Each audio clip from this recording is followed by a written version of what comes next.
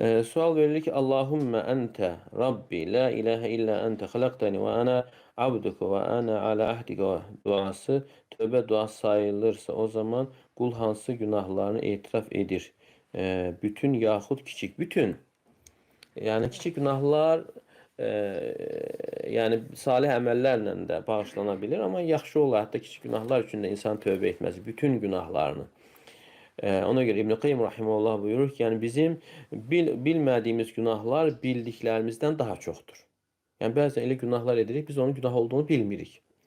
Yani niye göre? Çünkü insanlar günah deyiləndə çok vaxt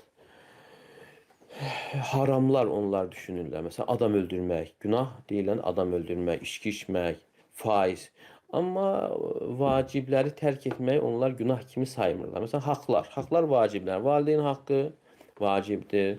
Ailənin haqqı vacibdir. Evladın haqqı. Yəni bu haqları insan görsən o haqları necə gəldi pozur və heç bir günah etdiyini də düşünmür. Halbuki insan onları bəlkə də gündəlik o vacibi tərk edir və günahla yüklənir. Hansı ki onlar insanın qəlbinin qaralmasına səbəb olur. Amma insan onun günah olduğunu bilmir. Ona göre bizim bilmediğimiz günahlar bildiklerimizden çoktur.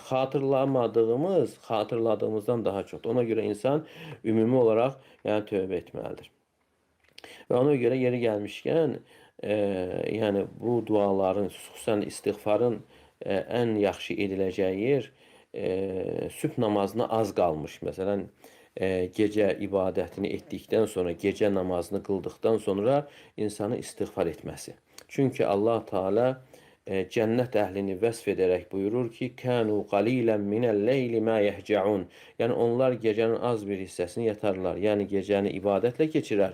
"Və bil ashari hum yestağfirun." Onlar səhər vaxtları isə istiğfar edir. Səhər nədir? Səhər vaxtı suhur vaxtı, yəni hansı ki, sən sahur yeməyinə durduğun vaxt. Yəni sübh namazına bir 15 dəqiqə, 10 dəqiqə qalmış ən əfsəl ibadət istiğfardır.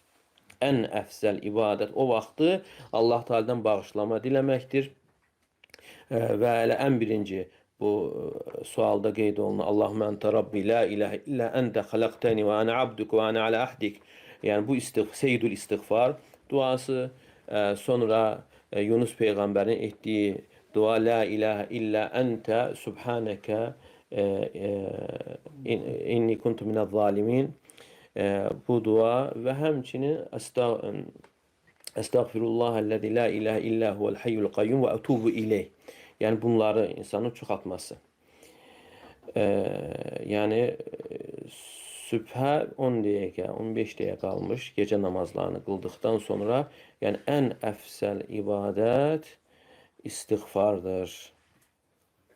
Yəni əgər insan bunları da bilmirsə, öz dilində də edə bilər və yaxud da adi formasında estağfurullah, estağfurullah və tubu ileyh. Bunu da edə bilər.